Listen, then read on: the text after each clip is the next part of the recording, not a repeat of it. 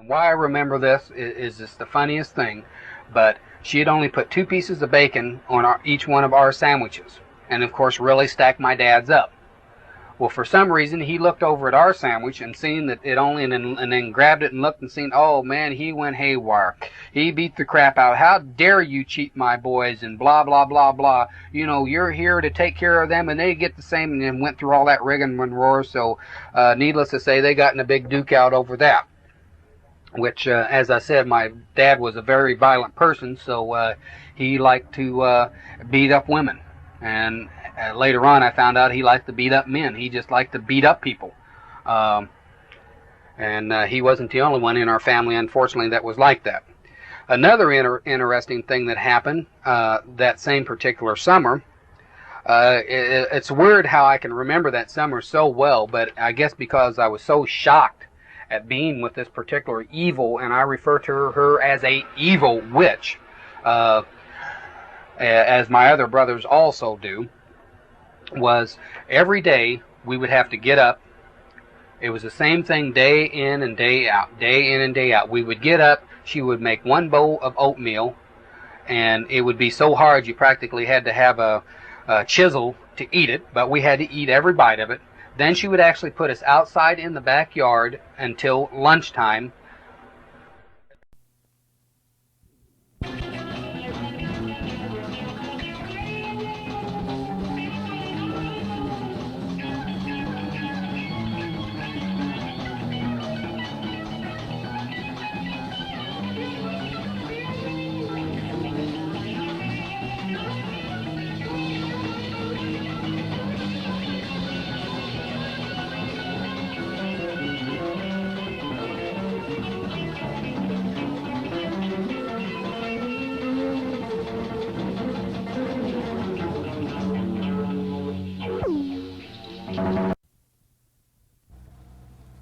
Tape 1.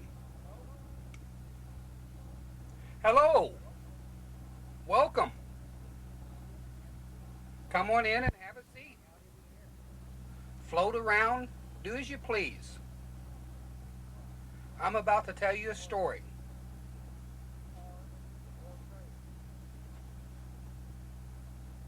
The name of this book is called Ground Zero. Heaven or Hell, depending on which side of the street you happen to be standing on, as we all know. In the beginning, so they say, there was the Word. Our prayer, our primary, our postulate, our creation, our treat, wishful thinking, and probably 100 other symbols for I want this. Now, how does this tie into the materialist, the all is science crowd? Well, they have a beginning too, of course. Their beginning is the Big Bang. Well, what exactly was the Big Bang? Was the Big Bang another Earth that went bang?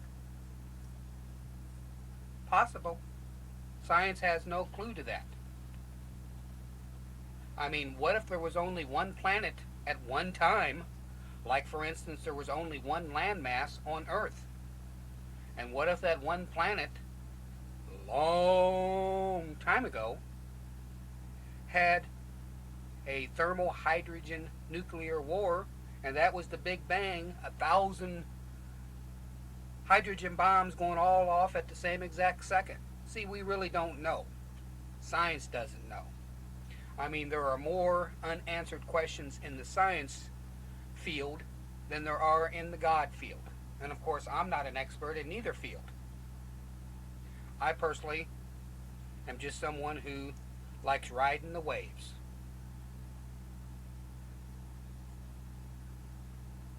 You know, in the Bible and in many other great writings, the Bible, by the way, children, just means books of books.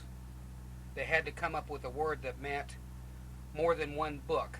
Like if you had 10 chapters in a book, well, back in the olden days, you may have 10 chapters in a book. So what do you do if all 10 books are on the same subject? Well, they didn't have the word encyclopedia, so they came up with the word Bible, which just means book of books. And please, the reason mankind is where mankind is today, our womankind, is because we didn't do our homework. It's that plain and simple. We believed without reservation. We took it as 100% gospel. You know, when somebody said charge, we charged. When somebody said annihilate, we annihilated. When somebody said, who cares about the water, we smoked the cigarettes. That is one of the biggest problems that there is with mankind. Not with the thinking Harvard person, not with the Yale brat, or the Stanford I know-it-all kid, or the Oxford child, or the lip sync university grad, or the Berlin grad, or all these children that are lucky enough to go to some of the finest schools in the world. No, I'm referring to us sheep. The ones who we're lucky if we can keep our head up in the 8th grade. We're lucky if we can get past the 10th grade. You know, we're lucky if we even get dinner that night. These are the ones who aren't doing their homework. These are the sheep that built the pyramids. These are the sheep that stole America. These are the sheep that came down on the Roman Empire and devastated it and changed the world.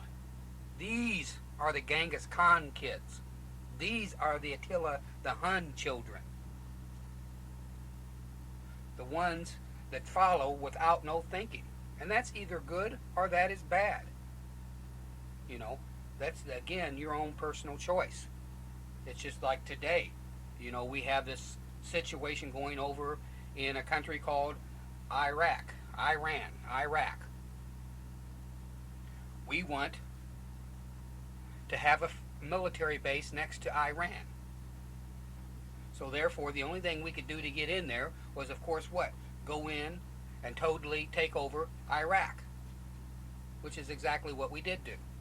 You know, whether we ruined their empire, whether we killed who knows how many children and women, you know, none of that matters. All that matters is we went in, and because supposedly of one man and about 20 kingpins, one man and 20 kingpins, we went in and thousands and thousands and thousands of people died, and billions and billions and billions of dollars, you know, went into the production just because of maybe, you know, a handful of people.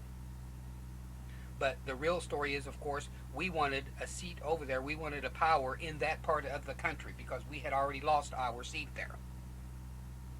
I mean, oil is the grease that greases the wheel earth today.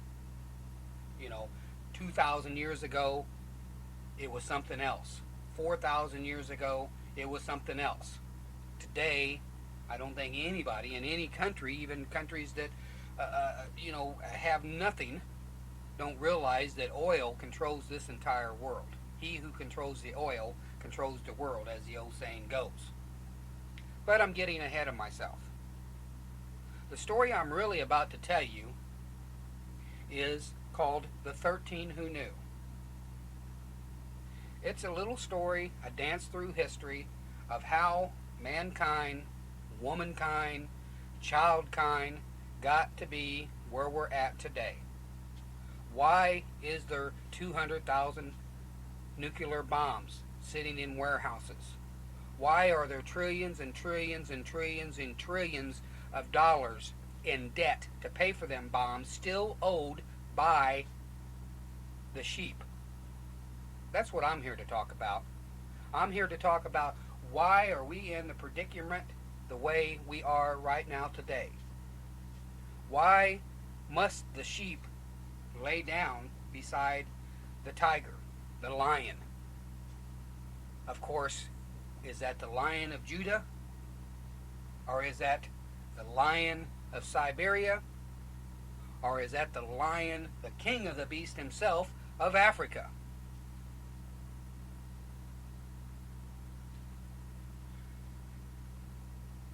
I have to go back and remember Genesis. There was a guy by the name of Moses, which many claims he wrote the book of Genesis. And I've got about as much proof as they've got that he did or he didn't. But Moses was a pretty smart old dude, or whoever did write this stuff down. Now we all know that in Moses' day, which was basically about maybe 3,500 years ago, give or take a century or two, did not have written language. They did not have written language like what we have today, to where everybody knows that word apple, everybody knows that word means apple. You know, in Moses' day, they had what was called symbol language, or cuneiform is what they called it, or hieroglyphics. You know, excuse my hillbilly pronunciation there, but they were pictures. Every picture tells a story. Was basically the, and if you didn't know what the story was behind the picture, no matter how long you stood there and looked at the rock, I'm talking about the everyday sheep who didn't know nothing except to be a good slave in them days, you couldn't figure it out. It's like our dollar bill.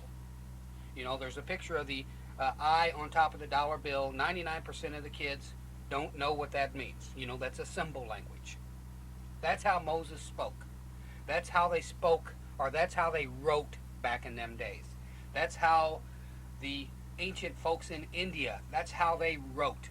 They didn't have a letter for letter written language, I don't believe, until somewhere around the 600 BC. So everything was in symbols, and you had to be able to identify and tell what the symbol meant. Now, like for instance, again, if I showed you an apple symbol, just had an apple, picture of an apple hanging in the air, you know, today we could say, does that mean the computer boy? Does that mean a golden delicious? Does that mean a red apple? What does that mean? You know, because now we, of course, you know, who knows how many different definitions there are for the word apple. So we're almost back into the same game to a certain degree. You have to become a scientist. I mean, words are a very funny thing. I mean, it's just like, for instance, the word gay. I'm going to have a gay old time tonight. Well, this being 2005, most people would think that I'm referring to, of course, a homosexual experience. But if this was 1920, I would be talking about going out and partying. I would be talking about snorting some coke. I'd be talking about dancing all night long. I'd be talking about some moonshine. I'd be talking about girls and women. That's what I'd be talking about. A total in 100 years, that word has flipped 100%. Many words that has happened. Now, I don't like to bring up the God word too often, but most people don't even know where the God word actually came from. They think that, you know, that it's always been around. There's always been a God. There's always been a word, G-O-D, God, this symbol of some deity that created the whole universes of universes and the spiritual worlds and whatever all that means to you. It could mean, you know, 50,000 encyclopedias, just one word. But the truth of the matter is, up until 5,000 years ago, there was no such word, meaning deleting the word or symbol God. God was a word that meant he was good. He was at the top of the heap. He was the best of the best, the cream of the crop. Pharaoh was one of the first personages, as they call it, that was labeled a man god. Pharaoh. In other words, Phay was the God soul part, and he rode the boat, which the boat, of course, is the physical body. Jesus referred to it as the tent, or the basket. Don't put your light under a basket. The light, of course, being the soul part of you, and the basket, of course, being you, the physical body. There's been many stories of this particular deal. But Pharaoh, that's what that meant, because people back in them days were total hypnotized, 100% practically, to the fact that whatever this God personage or any of his people down the road said, that there was absolutely no arguing, no thinking. I mean, total robotic, no thinking. I mean, like working in a giant factory to where everybody knows their one little move, and that little move, even if you got 10,000 people in the assembly line, each little move at the end of the deal, back in the good old days, you had a car. And everybody knew that if they did their one little thing without arguing, without hesitation, without causing a scene, you know, that at the end of the day, they could go out in the parking lot and sure enough, there it'd be. Brand spanking new car sitting there that wasn't there this morning. Well, that was basically pretty much what it was back in them days. Now, I'm not saying that there isn't no big, giant God personage out there, that there isn't no mega soul, there isn't no mega being, but I mean, folks, I mean, you'd have to have an IQ much, much greater than Stephen Hawking's and Dr. Einstein and Fishburne and 100 others all combined together to be able to even come close to the fingernail of someone that could actually be that big. I mean, a super great pianist, you know, has one IQ when it comes to that piano playing, and a beginner has no idea of being able to say or duplicate what this person's even coming close to thinking. I mean, we have to get within reason. I mean, that's been one of the downfalls of sheephood, is the fact that us children have not used our own logical brain. We have become total robots. We are robots. We have always been robots. I mean, since the beginning, if you look at all the old history, you'll see that it's full of robots. Robots, robots, robots. Doing exactly precisely, you take this piece of bread, you crumble it up, and you do it this way, and you dance 3 times backwards, and you say Hala Baba, and boom, everything's okay. You know, that is a robot, any way that you look at it.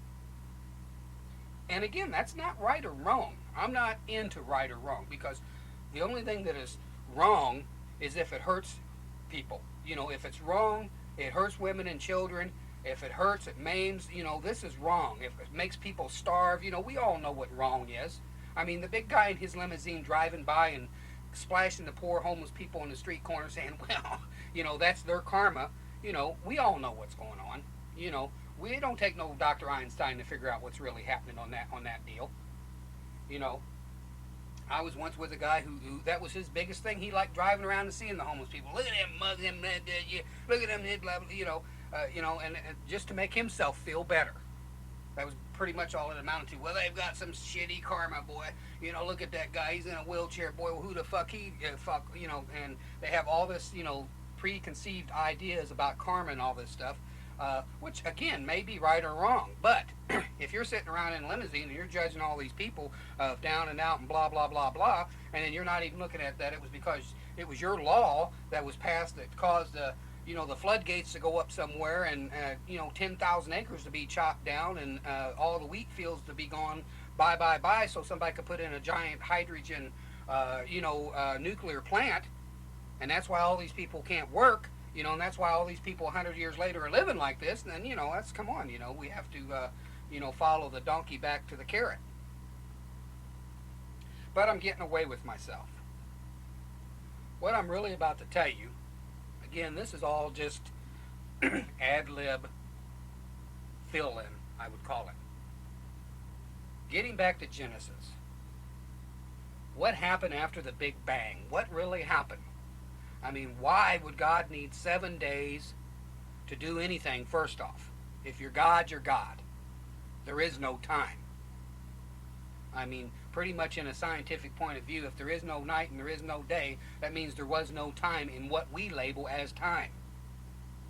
So that means there was no days. Was that solar days? You know, scientists do have a lot of interesting questions. To just nub them off and say, well, you know, they're a psychologist. That's, you know, that answers the whole story. Or they're a Moonie. Well, there you go. You know that. You know, or they're a you know, they're a Scientologist, you know, you know, or they're a Catholic, whatever, and just label it that's it, you know, that's the answer to everything. You know, it's not. Not if you star children, which is who these tapes are made for, by the way. Not if you star children plan on going out and looking out in the sky and seeing 1 trillion billion stars out there just waiting for you. I mean, just waiting for you. I mean, right now, if there was 10 billion children on planet Earth, that still, if every one of you had your own starship, that still would only be one little corner of the galaxies out there that would be filled up. if every one of you had your own star, 10 billion of them, that still would be nothing. It would absolutely be nothing. Think of that. That's my goal. My goal is that every child today, someday, can have their own starship and their own star. The heck with groveling over a little piece of land over in Jerusalem, or groveling over a little piece of land in Africa, or a little reservation out in Arizona. Let's get out there. There's trillions and billions and zillions of planets out there. Who is holding us in the tar pit? Who is holding us in the mud? Why do they want to hold us in the mud? Well, of course, a third grader's already got that figured out. It's because we make good taxpayers, we make good tithers, and we make good slaves. It's that simple. Nobody wants to open up, the gates of their reservations and let all their free workers out. It's like I read once about, Himmler. They asked him where did he get the idea for his concentration camps. And he said, well, America. So, I mean, you have to follow, as the old boy says, or as the IRS guy told me one time, he says, Lon, we follow the money trail. That's all. We follow the money trail. The money trail never lies. Well, you star children, that's what you've got to do. You've got to follow the money trail. It's easy for a lawyer to get up there and say, well, this and that and that and that, and we passed this law and this and that, and then find out, 50 years later that, his clan, benefited, $50 million from him getting that law passed. In the old days, that's how long it would take. We all know who all got rich over the Vietnam scam. It took, how many years for people to figure that all out. We know that now. This Iraq thing will take maybe 5 years for people to really figure out when it's over what actually happened, where the chips really fell and who really reaped the money. That's always the bottom line. I mean, these politicians and people that stand up there and say, we care about these poor slobs over there. Yeah, right. That's why they're driving down the street in their limousines splashing homeless people in their own country, because they care so much. You star children, and when I refer to star children, I'm referring to no sex and no race. That is the definition of a star child. No sex and no race. That don't mean that you don't have a sex, and that don't mean you don't have a race or a clan or a background. I'm referring to my definition. A star child is someone who has the stars on their mind. They want their generation of children under them to be free from this infested inferno that we call planet Earth, which is, of course, the hell side. Is there a heaven side to Earth? Why, absolutely. In the metaphysical world, back in 1880 into about the 1930s, Earth was referred to as Hell 1 or Heaven 1, depending on which side of the railroad track you happen to be standing on. I mean, if your parents had it made, we'll say, and everything, and you never had to worry about food or education or health problems, care problems, all the major things that every normal person has to worry about, not worry, but is in the back of their mind, which means there's some kind of programming running daily, then you could say you are on one side of the heaven side. In other words, if you break your leg, you don't got to worry about waiting in an emergency room and taking a day to get up there, and hopefully a doctor will know what he's doing and he'll do it right, and blah, blah, blah, and all this stuff that goes along with going into a county hospital. If you're rich, boom, you go to the best hospital in the world. A second later, you're in there, patch up, and you're back out the door. Or, of course, in the good old days, you didn't even have to do that. Your mama made the phone call, and the doctor came to you, and patch. That's how it was really done. I mean, they called that homeschooling. I believe they still have that. It's like, my children are too special. We are too unique, so we will homeschool our kids so they will know in their psychic. That's the psychic for you star children that aren't up to that point yet in your discovery of words, is what they refer to as the spirit, the psyche, the mechanism that makes the whole ball work, the power source, built in their mind. If a little kid from the time he comes from the crib all the way up to 12th grade is homeschooled with the very best, the best of everything else, he can't but have in his psyche that he's special. I mean, come on, any of these people that prance around in their $800 suits that say, no, I never, not me. Oh no, I was normal, even though I had, the golden spoon. It's built into the psychic. No more than if Charlie Manson was your dad and he brought you up, and him and some witch of a woman was your mom, and they were your mom and dad and brought you up to be 12 years old, 14, 16 years old. Any psychologist or psychiatrist will tell you, whoo, we got to watch that one. They don't ever get into the other side. It's always let's get into the Charlie Manson side. But that old story or that old shoe fits both feet. But I'm getting off the track. I'm here to tell you about what Moses said. Oh, Moses, Moses, Moses. Now there was a dude. Moses said, there are gods among us. Who was he referring to? I mean, was he referring to the almighty of the mighty of the mighty?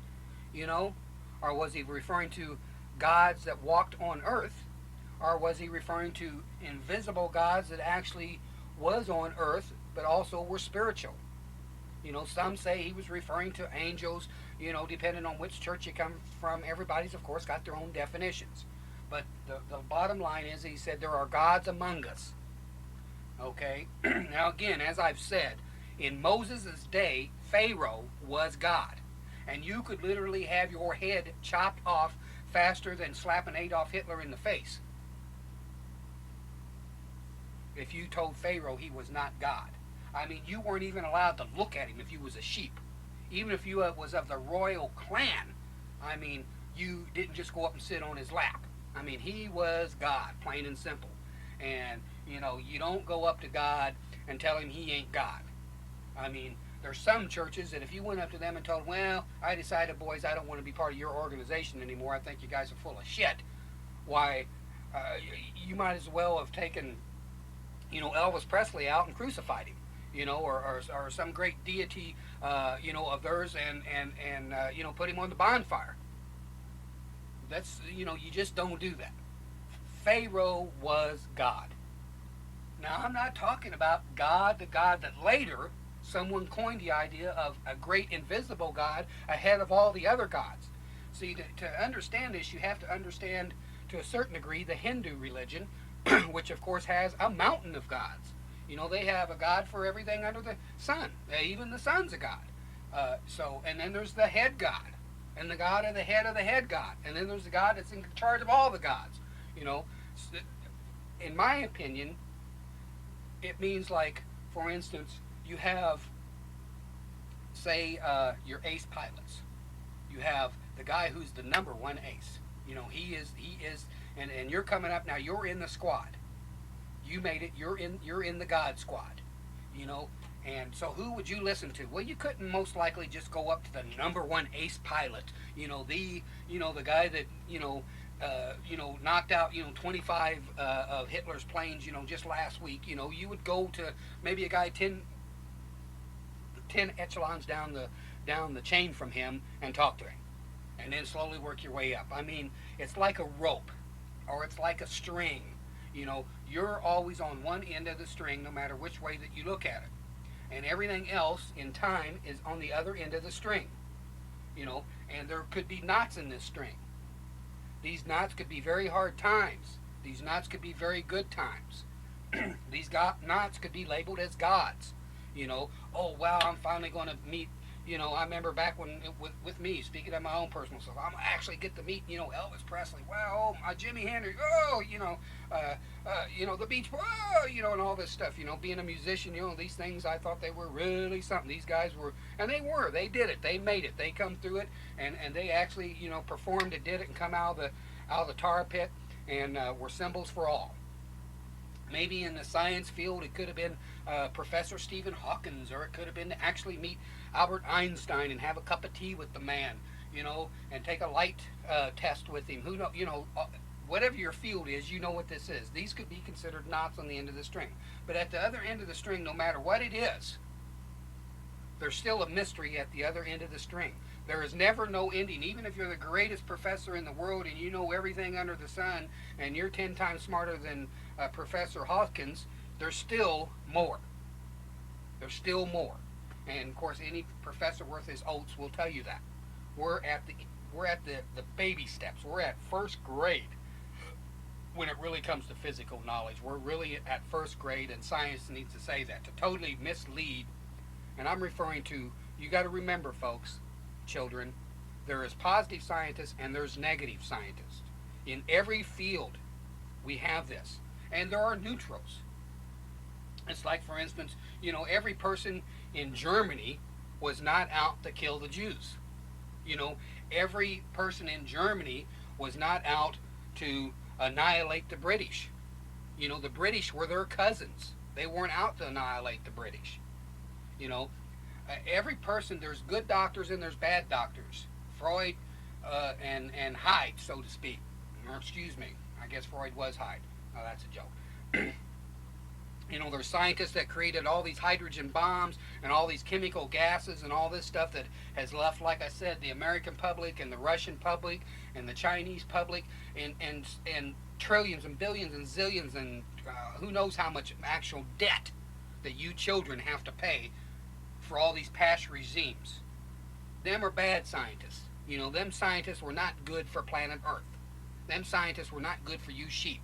If they took all that money that they spent on all them bombs and everything else, we would have done cured cancer. We would have done cured about every sickness on the planet. We would have done cured, the air pollution problem. We would have done cured everything if they would have used all them trillions and billions and zillions of dollars instead of stuffing it in their own back pocket, if they would have used that money for the good. So you got your bad scientists, and you got your good scientists. Let's face it, the guy that cured polio, the guy, there's trillions of good scientists out there, I'm sure. I'm personally not educated, so I can't really quote too many of them, but, the guy who come up with, for instance, the flu virus, or all this stuff, there's tons and tons and tons, of course, as we all know, of good, positive scientists. So on every field, in religion, there's good religion, there's bad religion. Inside of religion, there's there's fathers, priests that are good priests, and have been good priests for 50 years, and then there's fathers and priests that are good priests that have molested 300 little kids. Both going in this exact same church in the exact same building. So there's a Jim Jones, out there. There's a Charlie Manson out there waiting on the corner. And the same as there's the Charlie Manson out there waiting on the corner, there's also, the person who saves the day waiting on the corner. The hero of Baghdad.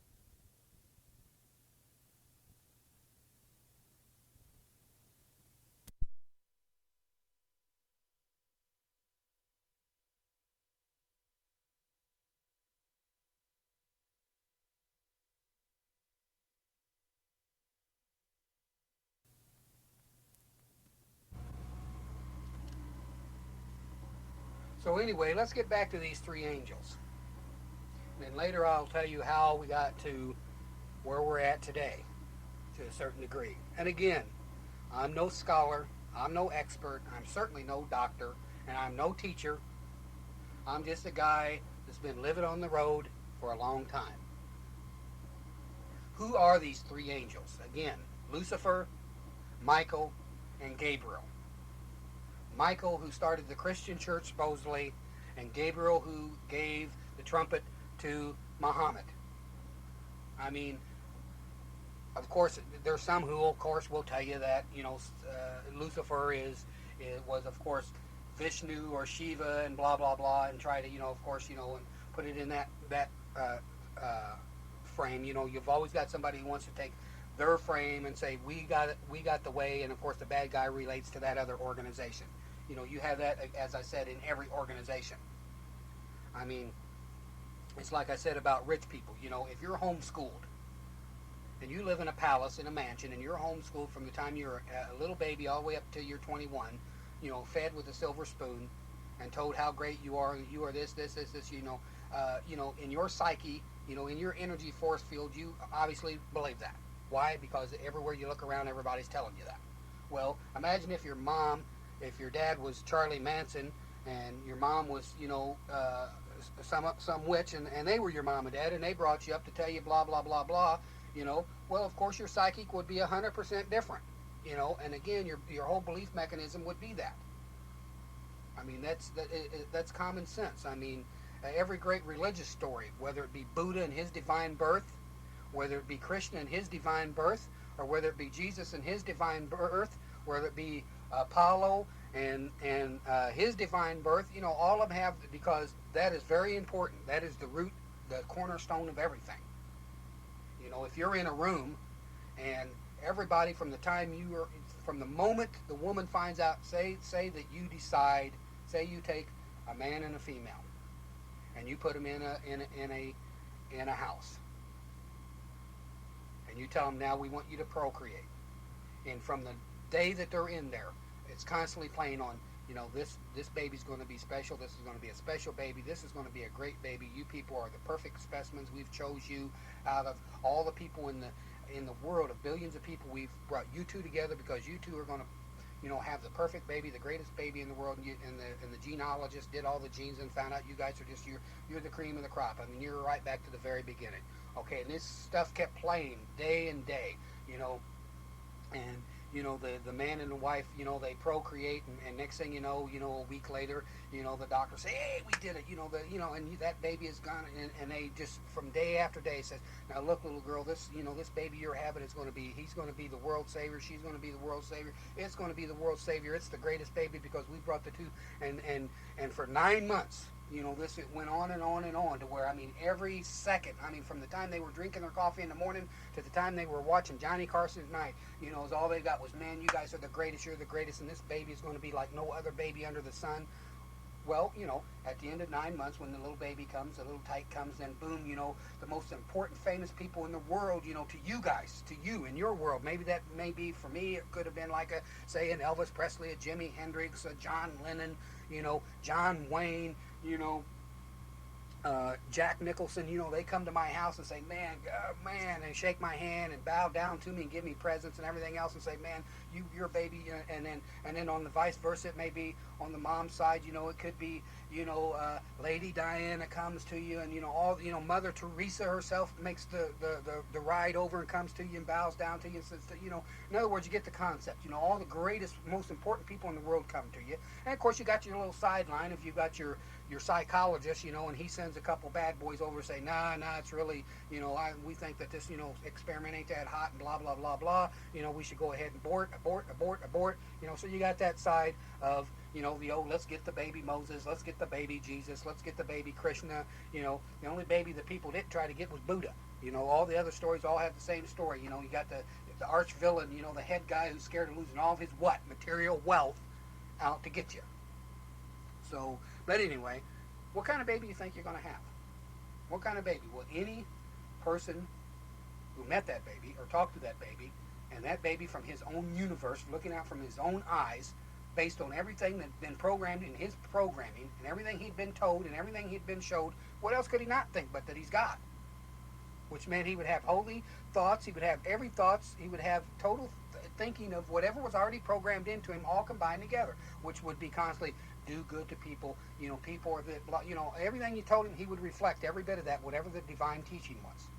Back in the good old days over in India, I'm talking about 3,500 years ago, what you would do is your parents would come in, and when you were like about a 4 or 5 year old boy, they would take you to the guru, which means teacher. Don't get excited there. It only means teacher. They would take you to the teacher, and they would leave you there. You might stay there till you're 12 years old. You might never leave.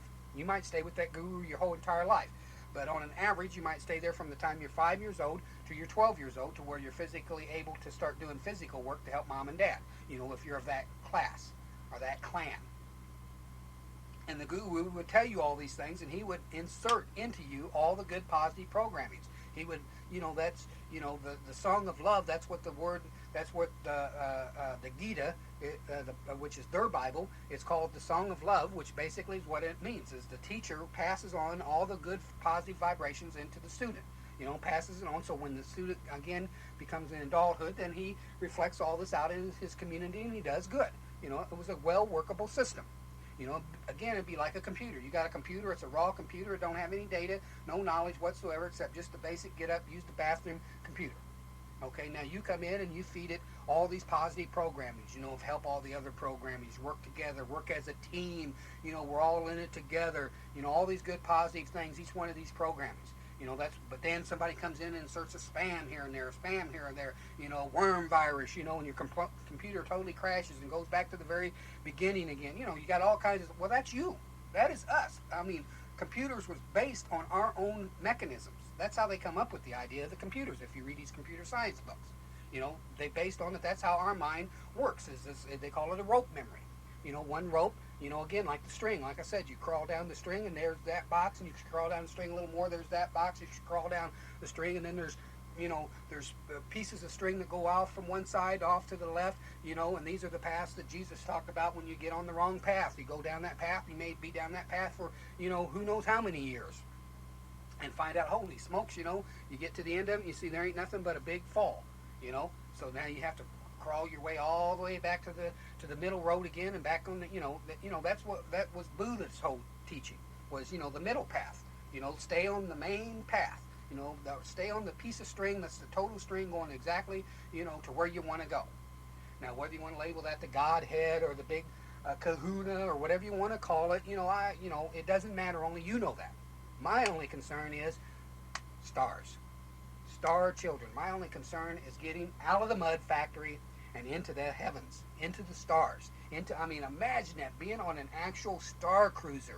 I mean, an actual ship that can actually cruise through the stars and go from here to Venus and Mars and on out and all that stuff. You know, imagine that. That just, I mean, you know, and have your whole, you can have everything you have on Earth can be on a starship.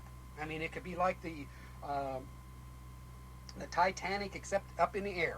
You know, this is a possibility. This is a reality, folks. We could actually do this instead of spending zillions and trillions and billions and who knows how much money and time and energy and focus on building H-bombs and armies, and, you know, just so we can go steal people's oil and steal people's land and keep people poor slaves.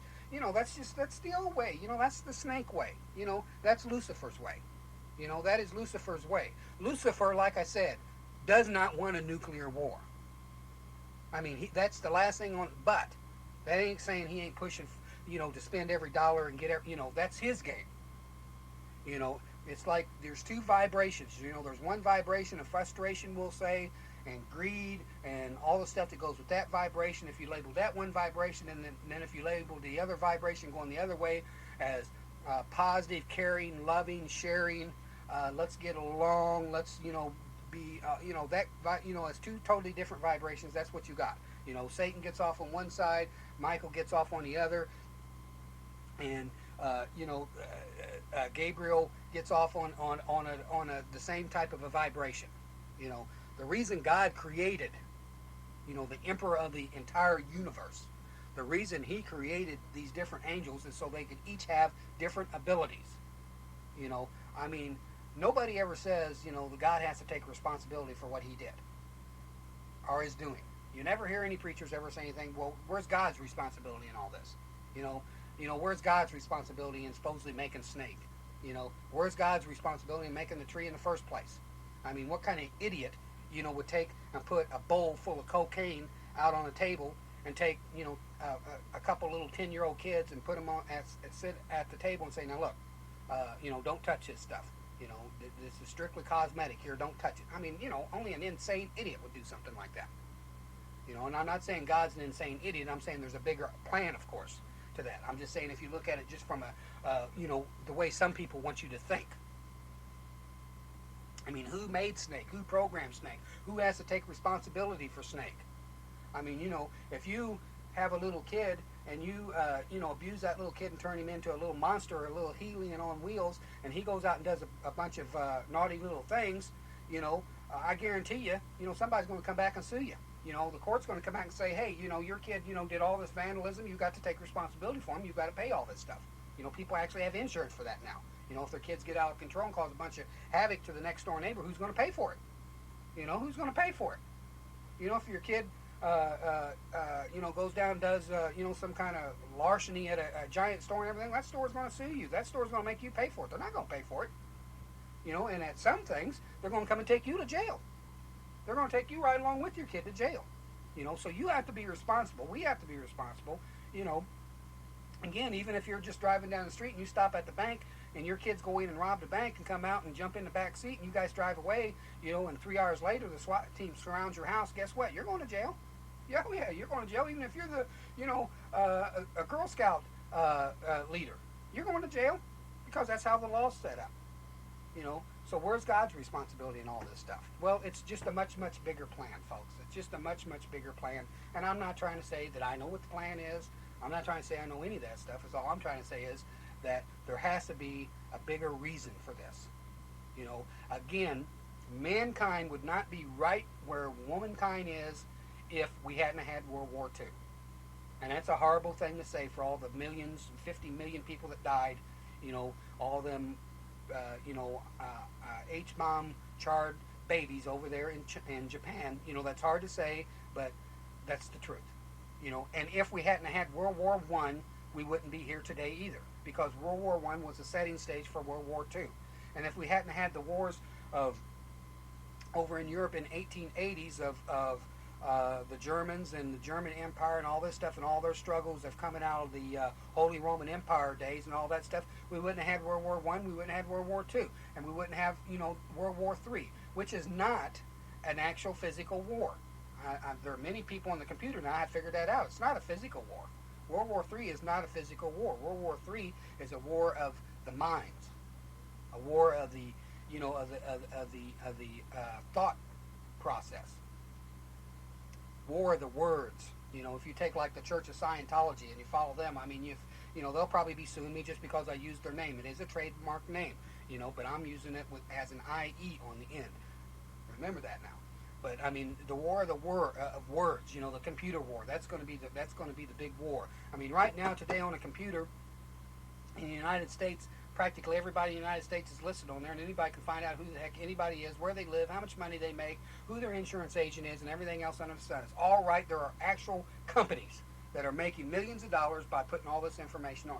Well, eventually you're going to be able to find out, well, that lawyer Sam, you know, here's all his cases that he did, here's all the child molesters he got off, because that's his specialty, and you know, here's how much money he's made, and here's his big villa in the Bahamas, and here's his big villa down in South America, and he's really reaping a pretty good life by getting all these scum guys off of on technicalities, or you know, or murderers or whatever. You know, all that stuff's going to be on the internet pretty soon.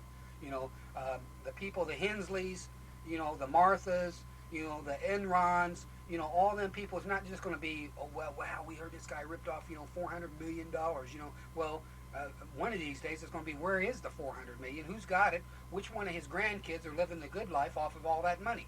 You know, where does he live at? You know, where's his Mercedes-Benz parked at? You know, where's he, the big guy at Martha's Vineyards? You know, where's his party place? One of these days, all this stuff will be on the internet. Absolutely everything. You won't be able to tip your hat without it being on. Yeah, I seen Lon, you know, yesterday, and he tipped his hat to an engine lady, of all things. You know, folks, we got an interesting game here. Very, very, very interesting game. So, getting back to the three angels, or the three, I refer to it as the three main churches, and that's not to leave the Hindus out, and that's not to leave the Buddhas out. I'm referring to in the course Melchizedek tree. Most people don't even know who Melchizedek is, but Melchizedek is the father of the Jewish religion. He's the father of the Zotar religion. He's the father of all the different types of Christian religions. He's the father of Abraham's religion. You know, in other words, he is the true cornerstone. He is the cornerstone of all these religions. You know, he is the vine. Now, who he is, you know, there's very little information on this particular chap. Some say that he was Michael. Okay? Well, again, he, according to the good book, was the high priest of Salem, which of course was Jerusalem, the old name for Jerusalem back when the Babylonians or whoever it was ruling the day. The Persians, whoever it was ruling the day. Them people changed their leaders over there as you know, as fast as Michael Jackson changes his addresses, I think. But that's a joke, of course. Now, anyway. They had many kingdoms come and go over in that area. But this guy lived back in supposedly Abraham's day, which I believe was around 4,000 years ago, which would have been in the Baghdad heyday of the Aryans. Well, anyway, he was the high priest. In other words, he was the king. See, you got to remember, see, high priest back then meant king. It says that right in the Bible. He was the king and the high priest. In other words, he was in charge of all the police, of the army, of doing all the military deal, and he was in charge of all the clergy. In other words, of all the God things. That's what that means. King, priest. That's what David was. A king, priest. That's what the word Messiah means. It means king, priest. Both rolled up into one. You know, that's what that word actually means. Solomon, the reason that he built the temple and was head was because he was the king priest. He was head of the whole, you know, this was what King Henry, that was his whole claim to fame, was he wanted to be the king priest, which he did become. He became the king of England, in charge of all the armies and everything under the sun there, and all the courts and everything else, and he became the head priest, you know, the head of the church. That's what that means. It means king priest. That's what the word Messiah means.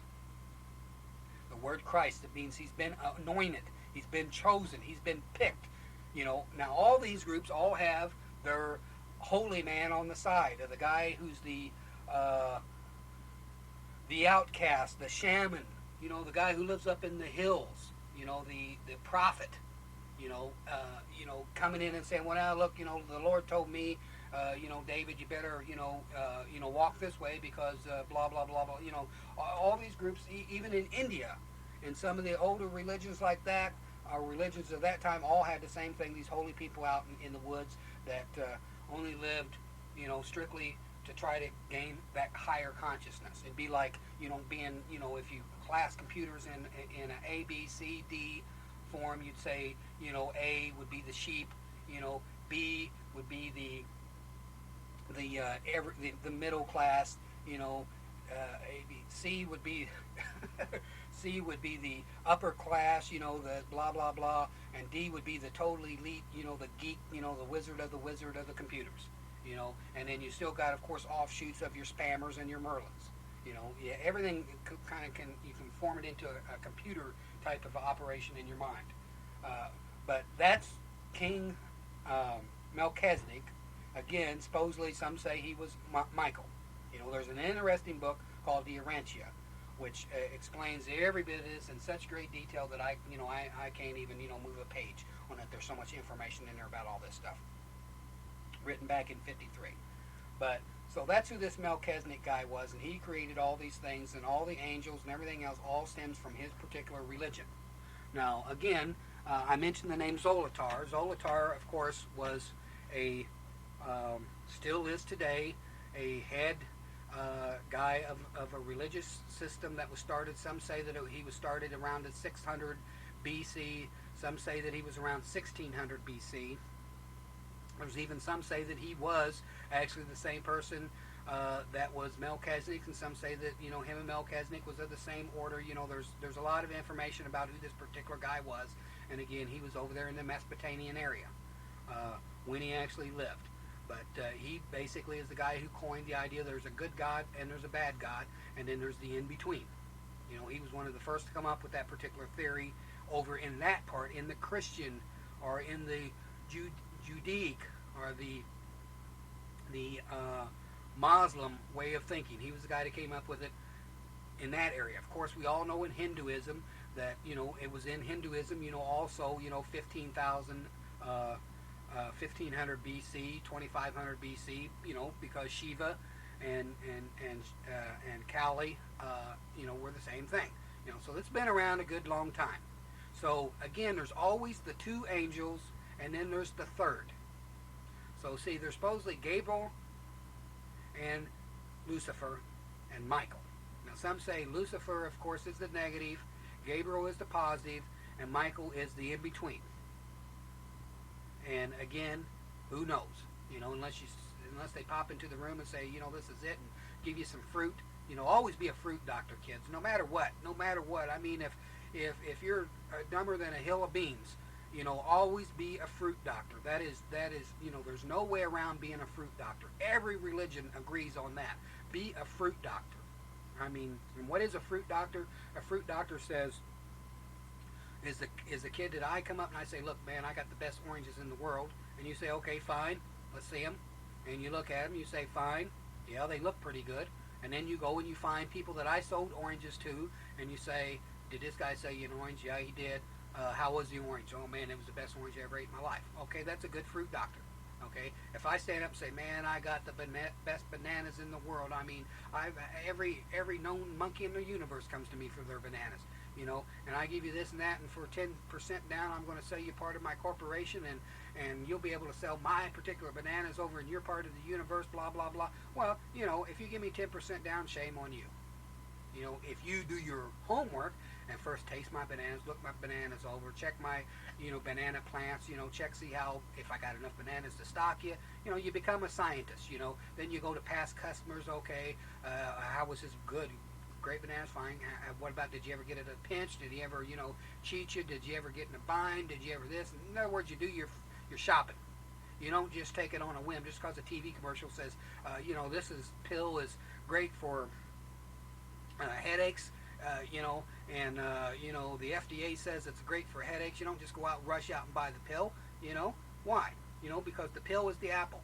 You know, that's what Eve did, supposedly. Eve took the apple and didn't investigate. You know, Eve believed the snake. You know, I mean, look at, you know, the emblem of the doctor. You know, you got a couple snakes there. I mean, you know, that's their emblem. So, you know, so Eve took the apple, and of course, you know, we all know what happened from that point on, which, of course, I've got a whole book just on that particular theory.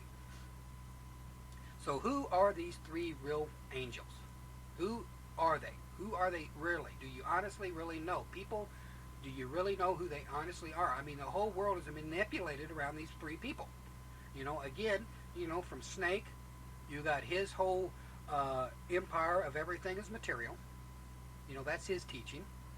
And then, of course, you've got, you know, Gabriel and Michael, who are on the other side of the thing, is no, everything is spiritual, or everything is spiritual and physical, you know. So, but what about the big guy? You know, what about Mama? You know, what about Mama? You know, where's she come into the play at? You know, what about Mama? What about the Earth Mama? Is that really Satan? You know, is the Earth Mama really Satan? You know, these are all questions that the thinking logical kid needs to ask himself. You know, is the Earth Mama really Satan? You know, is she designed, or he designed, because some say he is most beautiful, you know, designed to get you trapped into the physical universe? You know, these are all interesting questions. But this is all just an introduction to the 13 Who Knew, which is the story of Xinu and Xenu, or Xylon and Trilon. These two have many different names. They are identical twins. These identical twins supposedly were born millenniums ago, long, long, long ago. Basically, as far as Earth is concerned, these identical twins go back to 36,678 years ago, is when they tapped down on planet Earth. There's a whole church organization that is built around one of these identities. There's another whole church organization that's built around the other one of these identical twins. Who are they? And who is their baby? You know, and who is the third? You know, most people don't understand that God, besides having a right hand and a left hand, don't you realize he also had a daughter? Oh yes, God had a daughter. You know, sitting on the throne room and all this stuff, you know, in Revelations, there's a daughter there. Who is her offspring? This is all going to be included in the teaching of the nut. And of course, I'm no teacher, but I'm the nut. So you have to be the teacher. Thank you. And by the way, when I say teacher, we all know there's three types of teachers. There's the teacher that inspires you. There's the teacher that informs you. And then there's the teacher that teaches wisdom. And the only way you get wisdom is, of course, it starts with you. There is no wisdom without you. If you ain't there putting the soup together, you're not going to be able to spell. So the ultimate reality is you are the teacher. You self-teach yourself. You look around at everything that is given to you and you decide what it means and put it in your mind, and that's how you teach yourself. So you have to be the good teacher, you have to be the wise teacher, and you have to be the smart teacher for yourself. So do you teach yourself hate things, bigotries, racism, all the words? Or do you teach yourself caring, sharing, grace, forgiveness, and all the good positive aspects? Do you drive down the street and splash the homeless people in your car and laugh and tell them it's only their karma? Or do you decide to do something about it?